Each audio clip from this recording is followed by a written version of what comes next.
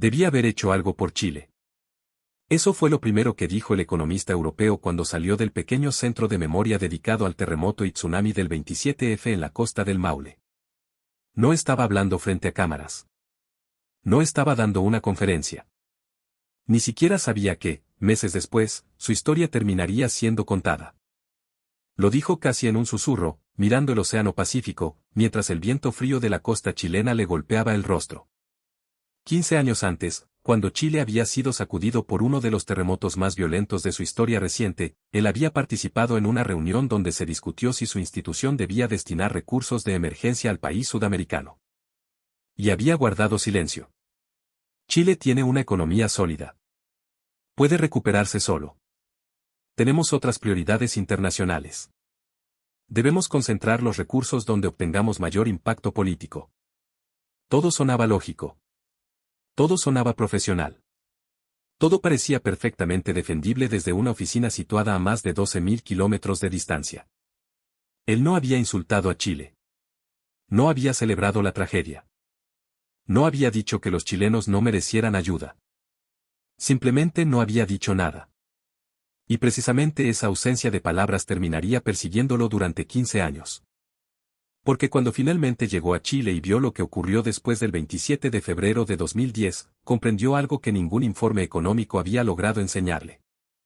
Cuando un país atraviesa una tragedia, ayudar no siempre es una cuestión de dinero. A veces es una cuestión de presencia. De memoria. De humanidad. Y, sobre todo, de confianza. Lo que ocurrió después con este hombre extranjero sorprendió incluso a sus propios colegas. Pero para entenderlo hay que regresar a la madrugada del 27 de febrero de 2010. En aquel entonces, Martin Keller tenía 50 años.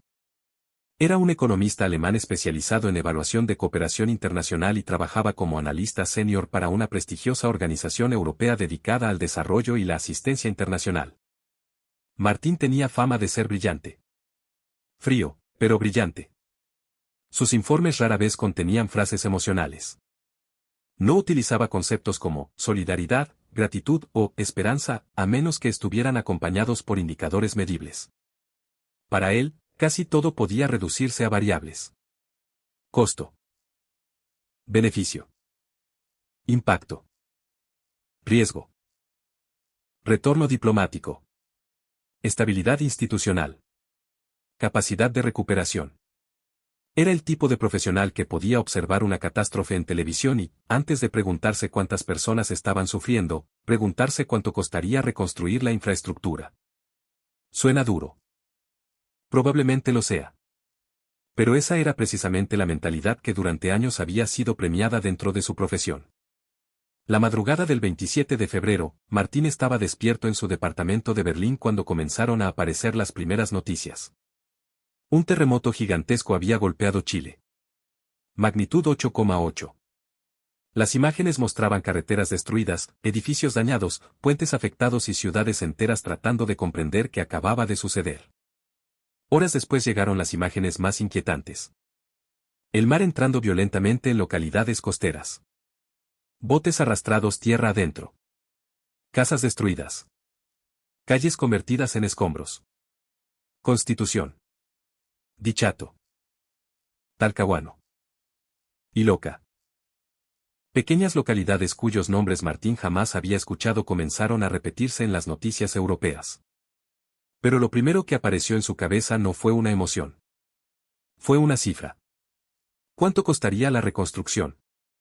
¿Cuánto demoraría Chile en recuperarse? ¿Cuánto apoyo internacional sería realmente necesario? Chile no era un estado colapsado. No era una economía aislada. No era un país sin instituciones. Tenía infraestructura, recursos, capacidad técnica y acceso a mercados internacionales. Desde la lógica estrictamente económica, Martín comenzó inmediatamente a construir un argumento. Chile podría salir adelante. Solo.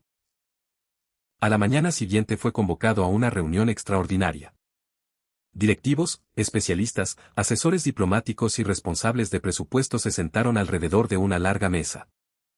En la pantalla central aparecían mapas de Chile. Fotografías de las regiones afectadas. Estimaciones preliminares. Daños portuarios. Viviendas destruidas. Problemas de conectividad. La discusión comenzó. Uno de los directivos habló primero. Tenemos recursos limitados. Chile posee una capacidad institucional superior a la de otros países donde estamos interviniendo. Otro agregó. La prioridad política está en Medio Oriente y África. Desde el punto de vista estratégico, mover recursos hacia Chile tendría un impacto menor. Una tercera persona dijo. No estamos diciendo que no sea grave. Estamos diciendo que Chile probablemente podrá financiar gran parte de su propia recuperación. Martín escuchó todo en silencio. En algún momento miró una fotografía proyectada en la pantalla. Mostraba una localidad costera destruida. Una familia caminaba entre restos de madera. Un hombre cargaba lo que parecía ser una frazada. Martín sintió algo. Muy pequeño. Una incomodidad. Pero la ignoró. Podría haber levantado la mano. Podría haber dicho. Tal vez deberíamos enviar aunque sea un apoyo simbólico. Podría haber sugerido una misión técnica. Podría haber planteado que, en una catástrofe de esa magnitud, la solidaridad también tenía un valor diplomático y humano. No lo hizo. Permaneció sentado. Callado. La decisión final fue que la organización no abriría un programa extraordinario de asistencia directa para Chile. Martín firmó el acta. La guardó. Y siguió trabajando. Eso fue todo. O al menos eso creyó. Esa noche regresó a su departamento. Encendió la televisión. Las imágenes de Chile seguían ahí. Personas durmiendo en espacios improvisados. Vecinos organizándose. Bomberos trabajando entre estructuras dañadas. Familias buscando información. Pescadores mirando embarcaciones destruidas. Ancianos sentados frente a lo que había quedado de sus casas. Martín cambió de canal. Chile. Cambió otra vez. Chile. Noticias internacionales. Chile. Apagó el televisor. Pero había algo que ya no podía apagar. La imagen del océano entrando en las ciudades costeras. Durante los siguientes meses siguió trabajando normalmente. Después pasó un año. Después 5. Después 10. Y cada cierto tiempo Chile volvía a aparecer. No siempre por tragedias. Al contrario. Aparecía por reconstrucción. Por infraestructura reparada. Por comunidades levantando nuevamente sus barrios. Por nuevas normas. Por proyectos de recuperación. Por personas que habían perdido casi todo y seguían viviendo en los mismos lugares donde el mar había entrado. Y cada vez que Martín veía esas noticias sentía la misma pequeña molestia en el pecho. No era exactamente culpa. Tampoco arrepentimiento completo. Era algo más incómodo. Era la sensación de haber estado ausente cuando podía haber estado presente. Sus colegas más jóvenes lo admiraban. Para ellos, Martín Queller representaba el profesionalismo puro. Nunca tomaba decisiones impulsivas.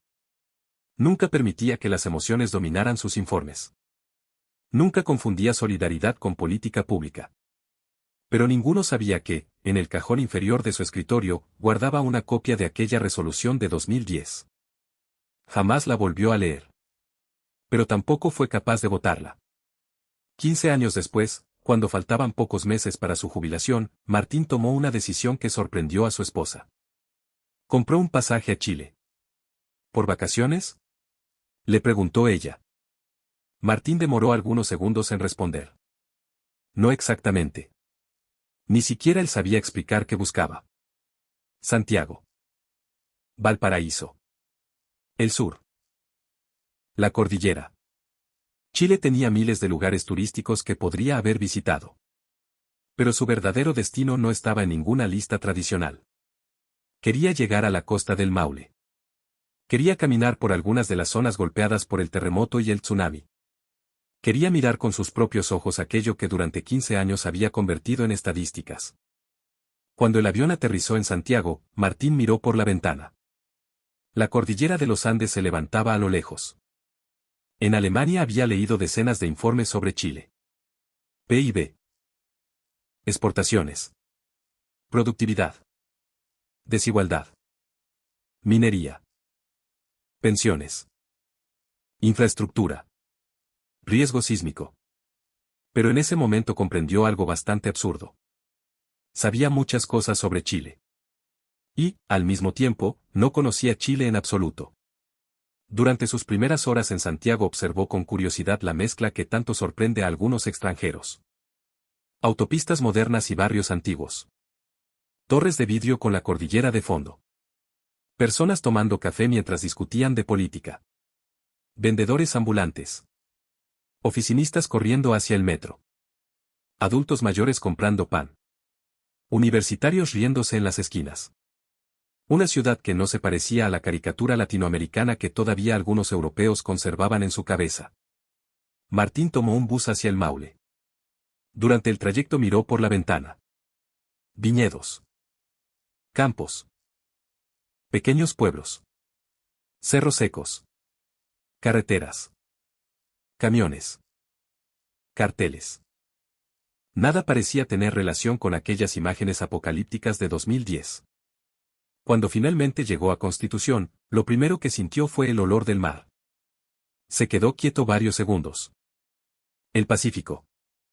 Ese mismo océano que desde la distancia parecía una línea azul en los mapas había cambiado la vida de miles de personas. Dejó su equipaje en un alojamiento pequeño y salió inmediatamente. En vez de recorrer primero los lugares turísticos, buscó espacios donde se recordara el 27F. Fotografías. Testimonios. Nombres. Relatos de sobrevivientes. Registros de ayuda. En un pequeño espacio de memoria encontró imágenes de la ciudad antes de la tragedia. Familias caminando. Pescadores trabajando. Comercios. Celebraciones. Niños en las plazas. Buses. Casas. Una vida completamente normal. Después venía la ruptura. Las fotografías del terremoto. Las calles cubiertas de restos. El río. El océano. Las embarcaciones desplazadas. Las familias evacuando. Los voluntarios. Las primeras noches. Martín avanzó lentamente. Por primera vez no estaba leyendo un informe elaborado por analistas. Estaba mirando zapatos recuperados. Cartas. Fotografías familiares. Objetos encontrados entre escombros. Testimonios escritos por personas que habían vivido aquello. Y ocurrió algo extraño. Las cifras comenzaron a perder importancia. Un número puede decir miles de viviendas afectadas.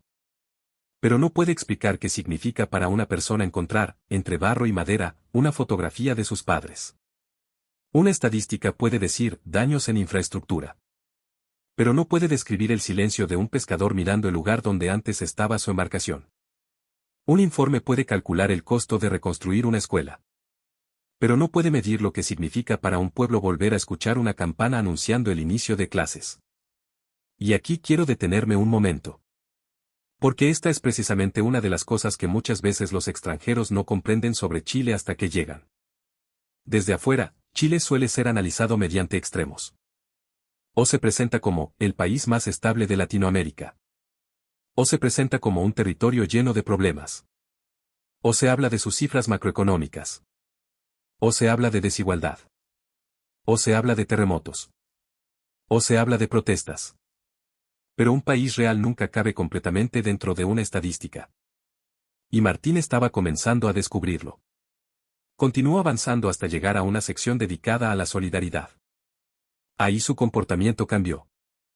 Había registros de personas que viajaron desde otras regiones. Bomberos. Médicos. Voluntarios. Universitarios. Trabajadores. Organizaciones comunitarias. Personas que llevaron agua. Alimentos. Ropa. Herramientas.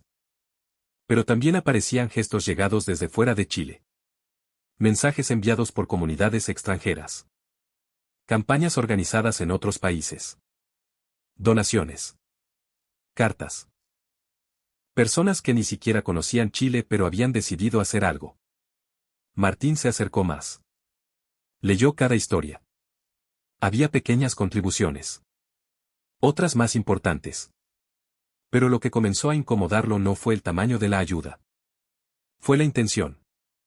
Algunas comunidades que habían enviado apoyo tenían muchísimo menos dinero que la institución para la cual él trabajaba en 2010. Y, aún así, habían decidido aparecer.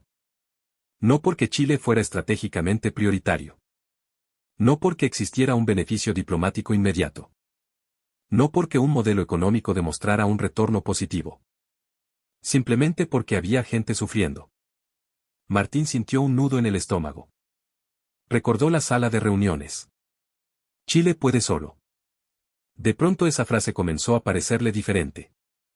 Sí. Chile podía levantarse. Y efectivamente lo hizo. Pero, ¿desde cuándo la capacidad de alguien para recuperarse era una razón para no extenderle la mano? Esa pregunta lo golpeó. Porque durante décadas había confundido dos conceptos completamente distintos. Necesidad. Y solidaridad. Una persona puede ser fuerte y aún así agradecer que alguien aparezca. Un país puede tener recursos y aún así recordar quién estuvo presente en su peor momento. Un amigo puede ser autosuficiente y aún así sentirse abandonado si nadie lo llama cuando está sufriendo. Martín salió un momento. Necesitaba aire. Afuera, el viento venía desde el mar. El océano estaba tranquilo. Casi demasiado tranquilo. Parecía imposible asociarlo con las imágenes de 2010. Caminó hacia una banca y se sentó. Un hombre chileno de unos 75 años estaba algunos metros más allá. Piel curtida por el sol. Chaqueta gastada. Manos gruesas. Tenía el aspecto de alguien que había trabajado toda su vida cerca del mar. El hombre estaba mirando una placa con nombres. Después inclinó la cabeza.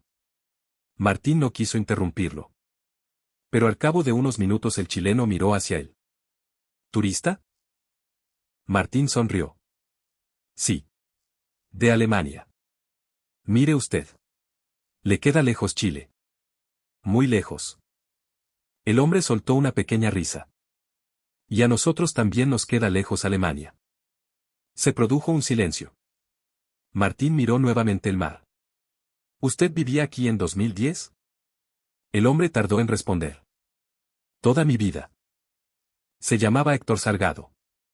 Había trabajado como pescador artesanal durante más de 40 años. La noche del terremoto había perdido su bote. También perdió una pequeña bodega. Su casa quedó muy dañada. Un primo murió. 2 vecinos desaparecieron. Martín sintió inmediatamente que cualquier frase que pronunciara podía sonar ridícula. Lo siento, parecía demasiado pequeño. Pero Héctor no hablaba con dramatismo. Eso fue precisamente lo que más impresionó al alemán. Contaba las cosas casi con tranquilidad. Uno después entiende que las cosas materiales se recuperan, dijo Héctor. Lo que cuesta es aprender a vivir con los que ya no están. Martín guardó silencio. Héctor siguió hablando. Después llegó gente de todos lados. De Santiago, del sur, del norte. Cabros jóvenes, bomberos, gente que uno no había visto nunca. Algunos venían a sacar barro. Otros traían agua. Otros simplemente preguntaban qué hacía falta. Martín tragó saliva. ¿También recibieron ayuda desde otros países? Sí. Llegaron mensajes, aportes, cosas. A veces uno ni sabía de dónde venían. Eso se agradece.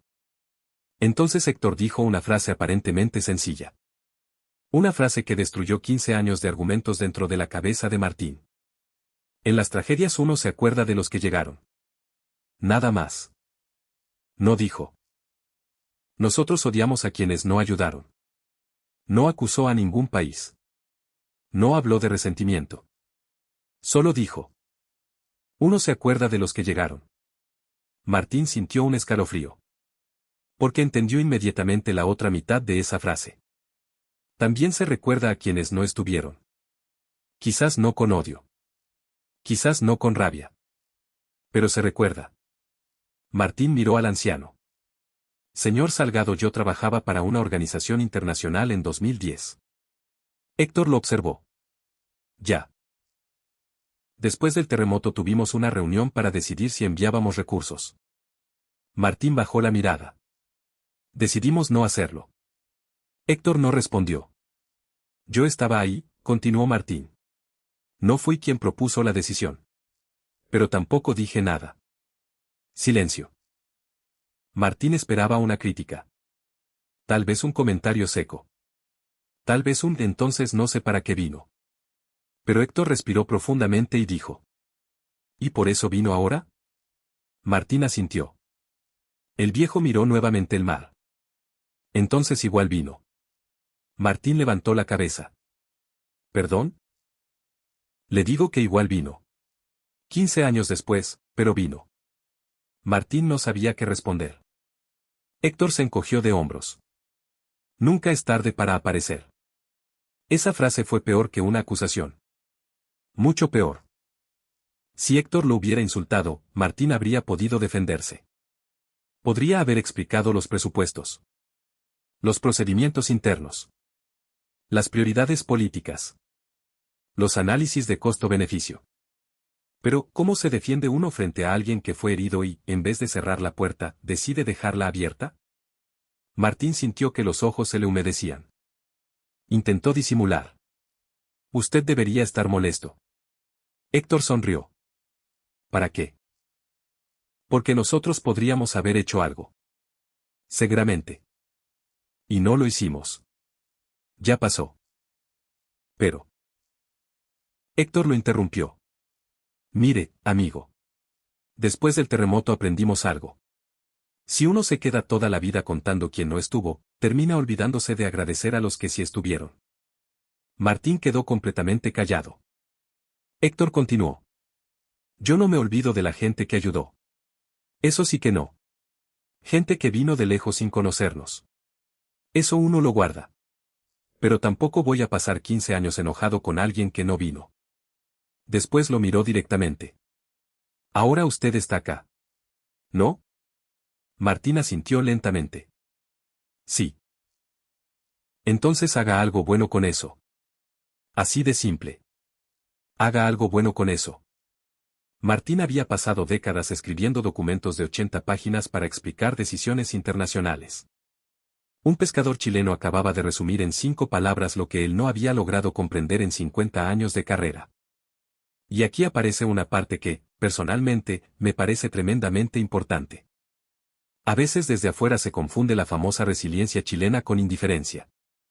Como si porque los chilenos están acostumbrados a terremotos, incendios, inundaciones, crisis económicas o dificultades políticas, entonces nada les afectara.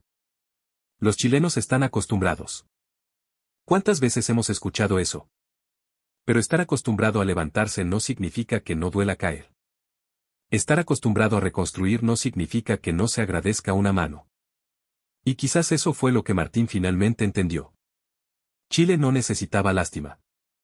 Necesitaba algo mucho más humano. Que quienes se llamaban amigos aparecieran. Héctor se levantó. Antes de irse extendió la mano. Martín se la estrechó. Las manos del viejo eran ásperas. Que tenga buen viaje por Chile. Gracias. Y no se quede solo con Santiago. Martín sonrió. No lo haré.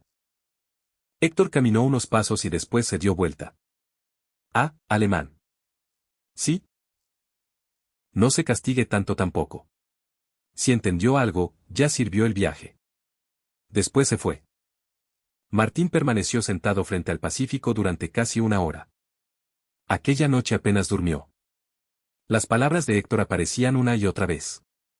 Uno se acuerda de los que llegaron. Nunca es tarde para aparecer. Haga algo bueno con eso. A la mañana siguiente volvió a recorrer la ciudad. Pero ahora miraba todo distinto.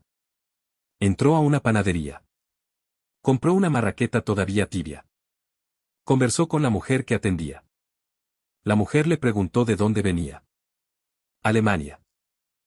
Ah, qué lindo. ¿Primera vez en Chile? Sí. ¿Y le ha gustado?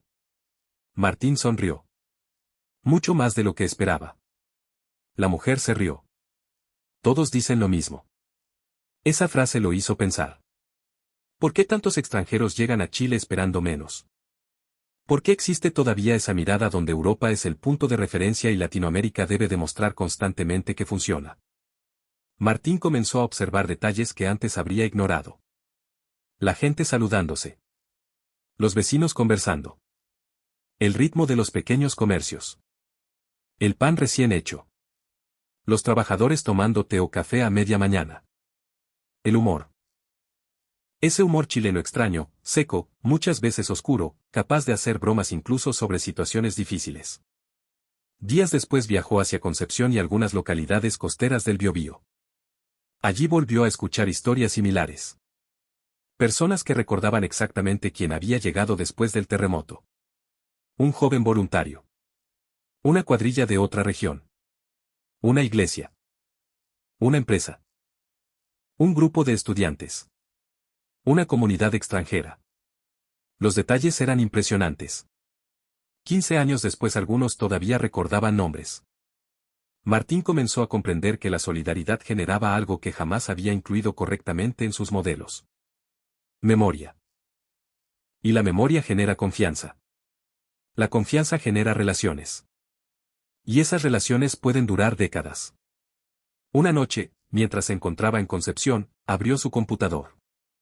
Buscó el archivo digital de aquella reunión de 2010. Leyó nuevamente el documento. Prioridad reducida. Alta capacidad de recuperación interna. Impacto estratégico limitado. Martín sintió vergüenza. No porque las frases fueran técnicamente falsas. Ese era el problema. Muchas eran técnicamente correctas. Chile efectivamente tenía capacidad para recuperarse. Pero el documento estaba incompleto. Le faltaba una variable. ¿Qué mensaje enviamos cuando elegimos no estar? Martín abrió un documento nuevo. En la primera línea escribió: el costo de la ausencia. Se quedó mirando esas palabras. Después comenzó a escribir. Durante las siguientes semanas viajó por Chile. Valparaíso. Santiago. Maule. Biobío. No buscaba confirmar que Chile fuera perfecto. Y esto también hay que decirlo. Porque transformar esta historia en una propaganda absurda sería perder precisamente su enseñanza. Martín vio problemas. Escuchó chilenos criticando las pensiones. La salud. Los sueldos. La delincuencia. La política. El costo de la vida. La centralización. La burocracia. La desigualdad. Descubrió además algo que sorprendía a muchos extranjeros. Los propios chilenos podían ser muchísimo más duros con Chile que cualquier visitante. En una mesa, alguien podía decir durante media hora que este país está hecho bolsa. Pero si un extranjero repetía exactamente lo mismo con tono de superioridad, probablemente esa misma persona comenzaría a defender Chile. Martín encontraba esa contradicción fascinante. Y profundamente humana. Los chilenos criticaban porque conocían sus problemas desde dentro. No porque odiaran su país. Muchos querían que funcionara mejor precisamente porque sentían que podía hacerlo. Martín regresó a Alemania semanas después. Pero ya no era exactamente el mismo profesional. Faltaban 4 meses para su jubilación. Sus colegas esperaban que su conferencia final fuera una exposición técnica. Martín tenía otros planes. El día de la presentación, unas 40 personas se reunieron en una sala. Economistas. Investigadores. Especialistas en cooperación. Analistas jóvenes. Martín se colocó frente al público. En la pantalla no apareció ningún gráfico. Solo una fotografía del océano chileno. Hoy no voy a hablarles de uno de mis éxitos, comenzó. La sala quedó silenciosa. Voy a hablarles de una de mis mayores equivocaciones. Algunos se miraron. Martín Keller no era famoso por admitir errores. El 27 de febrero de 2010, Chile sufrió un terremoto y un tsunami devastadores. Mostró imágenes. Yo participé en la evaluación sobre si nuestra institución debía activar apoyo extraordinario. Después apareció una fotografía del acta. No lo hicimos. Martín respiró. Yo no fui el único responsable. Pero estaba en la sala. Y guardé silencio. Nadie tomaba apuntes ahora. Todos lo miraban. Nuestra conclusión fue racional. Chile tenía instituciones. Tenía recursos. Tenía capacidad de reconstrucción. Había otros lugares con necesidades mayores. Desde una perspectiva estrictamente presupuestaria, nuestra decisión parecía defendible. Cambió la diapositiva. Apareció una fotografía de la costa del Maule. 15 años después fui a Chile. Martín contó lo que había visto. Las comunidades reconstruidas. Los recuerdos. Los testimonios. La ayuda de desconocidos. La capacidad de recordar los gestos recibidos. Después habló de Héctor. Un pescador me dijo una frase: en las tragedias uno se acuerda de los que llegaron. La sala quedó completamente en silencio. Esa frase cambió mi manera de entender nuestro trabajo. Martín caminó lentamente frente al escenario. Durante años consideré la ayuda internacional como una transacción. Recursos a cambio de impacto. Dinero a cambio de estabilidad. Cooperación a cambio de influencia. Se detuvo. Estaba equivocado. En la pantalla apareció una sola palabra. Confianza. La confianza también es una moneda. Los jóvenes comenzaron a tomar notas. No aparece inmediatamente en los balances. No siempre se puede medir en el trimestre siguiente. Pero se acumula. Otra diapositiva. Una cuenta bancaria. Cada gesto honesto es un depósito. Cada vez que aparecemos cuando alguien lo necesita, depositamos algo. Cada vez que cumplimos una promesa, depositamos algo. Cada vez que ayudamos sin exigir una recompensa inmediata, depositamos algo. Martín hizo una pausa. Y cada vez que decidimos mirar hacia otro lado, también estamos haciendo una operación. La sala estaba inmóvil. Estamos retirando confianza. Después apareció una fotografía de Héctor mirando el Pacífico. Lo extraordinario es que aquel hombre no me reprochó nada. Me dijo que nunca era tarde para aparecer. La voz de Martín tembló ligeramente. Y esa generosidad me dolió más que cualquier acusación. Algunos asistentes bajaron la mirada. Chile no necesitaba que yo viajara 15 años después a sentir culpa. Chile siguió adelante sin mí. Reconstruyó sin esperar mi aprobación. El viaje era para mí. Cambió nuevamente la imagen. Aparecía una marraqueta sobre una mesa sencilla junto a una taza de té. Algunos sonrieron. Y también aprendí otra cosa. Martín sonrió. Uno puede leer 20 informes sobre un país y seguir sin conocerlo. Varias personas rieron. Yo conocía las exportaciones chilenas. Sabía cuánto cobre producía. Conocía indicadores de crecimiento, inversión, productividad y riesgo. Pero no sabía qué significaba sentarse con un pescador que perdió su bote y escuchar que no guarda rencor. Pausa. No sabía que un país también se entiende desde una panadería, desde una caleta, desde una conversación, desde una familia reconstruyendo su casa. La última diapositiva decía: el costo de la ausencia no siempre aparece en los informes. Martín concluyó: no les estoy diciendo que abandonen el análisis. Las instituciones tienen recursos limitados. Debemos priorizar. Debemos evaluar. Debemos ser responsables. Miró a sus colegas jóvenes. Pero cuando hagan esas evaluaciones, recuerden que detrás de cada decisión hay memoria. Dentro de 20 años, alguien recordará quién apareció. Y alguien recordará quién no estuvo. La conferencia terminó. Durante varios segundos nadie aplaudió. Martín pensó que tal vez había ido demasiado lejos. Después comenzó un aplauso. No fue explosivo. Fue lento. Pero se extendió por toda la sala. Después de la conferencia varios investigadores se acercaron. Una joven economista le dijo: profesor, creo que nosotros también estamos cometiendo ese error. ¿Cuál? Pensamos que si algo no puede medirse, entonces no existe. Martín sonrió.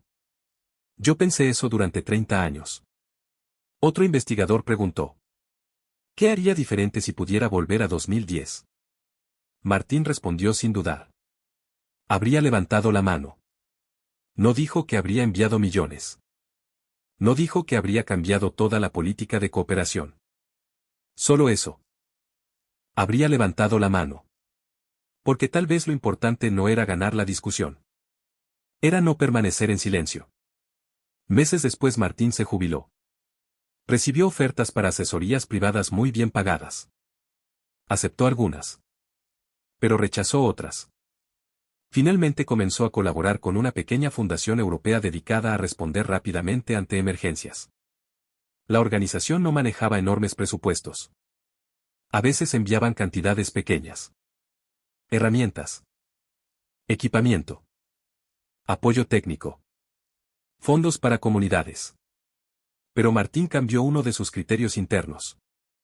Propuso agregar una nueva pregunta a cada evaluación. No solo preguntaremos dónde nuestra ayuda genera mayor retorno. También preguntaremos dónde nuestra presencia puede construir confianza a largo plazo. Algunos colegas consideraron la idea demasiado emocional. Hubo discusiones. Un economista incluso le dijo: Martín, esto no es filosofía moral. Martín respondió: tampoco somos calculadoras. La frase comenzó a circular dentro de la organización. 2 años más tarde, una emergencia menor afectó una zona chilena. No fue comparable con el 27F. Los daños eran limitados. Pero la fundación decidió reaccionar rápidamente. El monto enviado no era enorme. Sin embargo, Martín insistió en que el mensaje fuera claro. Estamos disponibles. Semanas después llegó una carta desde Chile. Martín la abrió en su casa. Estaba escrita a mano. Al principio creyó que era simplemente un agradecimiento institucional. Pero vio el nombre. Héctor Salgado. El pescador. Martín se quedó inmóvil. La carta decía: Don Martín. No sé si se acuerda de mí. Conversamos frente al mar cuando vino a conocer Constitución. Yo sí me acuerdo de usted. Me contaron que la organización donde trabaja ahora ayudó en esta ocasión. Así que al final volvió a aparecer. Le dije que nunca era tarde. Me alegra haber tenido razón. Un abrazo desde Chile. Héctor. Martín leyó la carta 3 veces. Después se sentó. No lloró inmediatamente. Primero sonrió. Luego respiró hondo. Y finalmente las lágrimas comenzaron a caer. 15 años antes había elegido el silencio. Ahora había aparecido. No podía cambiar 2010. Nadie puede cambiar el pasado. Pero podía decidir qué hacer con lo aprendido. Y quizás esa sea la verdadera pregunta detrás de esta historia.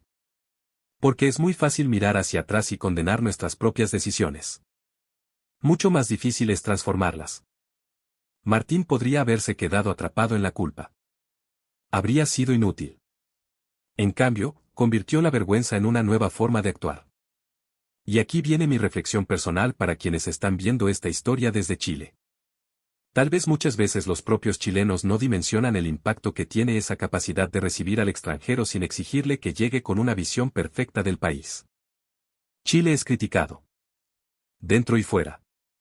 Algunas críticas son completamente justificadas. Otras están llenas de prejuicios. Hay extranjeros que llegan esperando encontrar atraso y terminan sorprendidos por la infraestructura. Otros llegan creyendo que Chile será una copia de Europa y descubren problemas que no esperaban. Algunos se enamoran del país. Otros no soportan el ritmo chileno. Todo eso es normal. Pero existe algo que se repite en muchísimas experiencias de extranjeros. Chile obliga a reconsiderar ideas previas. Porque es difícil encasillarlo. No es el país perfecto que algunos venden. Tampoco es el desastre que otros describen. Es más incómodo que eso. Es complejo. Es contradictorio. Puede ser moderno y desigual. Ordenado y caótico. Frío en un primer encuentro y extraordinariamente cálido cuando se rompe la distancia. Puede criticar duramente sus propias instituciones mientras desarrolla una capacidad impresionante para organizarse cuando ocurre una emergencia. Y quizás ahí está una de las cosas que Martín terminó admirando. No la idea de un Chile invencible. Sino un Chile que se cae, discute, se enoja, reclama, se divide y aún así encuentra alguna manera de ponerse de pie. Eso no significa romantizar el sufrimiento. De hecho, personalmente creo que decir Chile siempre se levanta puede convertirse en una excusa peligrosa. Un país no debería necesitar demostrar eternamente que puede resistirlo todo. La resiliencia es admirable. Pero no debería reemplazar la prevención, la buena gestión ni la responsabilidad. Sin embargo, cuando la tragedia llega, existe algo profundamente humano en recordar quién estuvo ahí. Eso fue lo que Martín no entendió en 2010. Creía que ayudar significaba salvar a alguien incapaz de salvarse solo. 15 años después comprendió que ayudar también significa decir: no estás solo. Y esas 4 palabras pueden construir relaciones que duran generaciones. Hoy, en el escritorio de Martín Keller, hay 2 documentos. El primero es una copia del acta de 2010. La misma que durante 15 años mantuvo escondida en un cajón. El segundo es la carta de Héctor. No guarda ambos documentos para castigarse. Los guarda juntos para recordar la diferencia entre ausencia y presencia. Entre cálculo y humanidad. Entre saber que alguien puede levantarse solo y decidir, aún así, extenderle la mano. Porque la confianza funciona de una forma extraña. Puede tomar décadas construirla. Segundos destruirla. Y a veces una tragedia revela con brutal claridad que relaciones eran reales. Martín aprendió eso en Chile. No en una universidad. No en una reunión de ministros. No en un informe del Banco Mundial. Lo aprendió frente al Pacífico, conversando con un viejo pescador chileno que había perdido casi todo y que, sin embargo, todavía tenía espacio para decirle a un extranjero arrepentido: nunca es tarde para aparecer. Y tal vez esa frase no habla solamente de Martín. Tal vez habla de todos nosotros. ¿Cuántas veces hemos pensado en llamar a alguien y no lo hacemos? ¿Cuántas veces creemos que una persona puede sola y usamos eso como excusa para no acercarnos? ¿Cuántas veces una institución, una empresa o incluso un país decide permanecer en silencio porque intervenir no genera suficiente beneficio inmediato? La ausencia también comunica. El silencio también es una decisión. Y las personas recuerdan. Los pueblos recuerdan. Los países recuerdan. Quizás no siempre con resentimiento. Pero recuerdan. Martín tardó 15 años en entenderlo. Y tuvo que viajar más de 12.000 kilómetros para aprender una lección que un pescador chileno le explicó en pocos minutos. La confianza no se exige. Se acumula. Gesto a gesto. Año tras año. Presencia tras presencia. Y cuando llega el momento difícil, esa cuenta invisible muestra su verdadero saldo. Chile ya había demostrado que era capaz de levantarse. Lo que Martín descubrió fue algo diferente. Descubrió que un país fuerte también recuerda a quien decidió caminar a su lado cuando estaba en el suelo. Y eso, para un hombre que había pasado toda su vida midiendo el valor de las cosas en cifras, terminó siendo probablemente la lección económica más importante de toda su carrera. Ahora quiero saber qué opinan ustedes. ¿Creen que los países deberían ayudar durante una tragedia incluso cuando el país afectado tiene recursos para recuperarse solo? ¿Piensan que la solidaridad internacional realmente construye confianza entre las naciones? ¿O creen que las decisiones deberían tomarse únicamente según criterios económicos y estratégicos? Y para los chilenos que vivieron el 27F, la pregunta es todavía más directa. ¿Recuerdan quién apareció cuando todo parecía derrumbarse? Porque quizás Héctor tenía razón. En los momentos más difíciles uno puede olvidar muchas cosas. Pero difícilmente olvida a los que llegaron. Gracias por acompañarnos hasta el final. Nos encontramos en la próxima historia.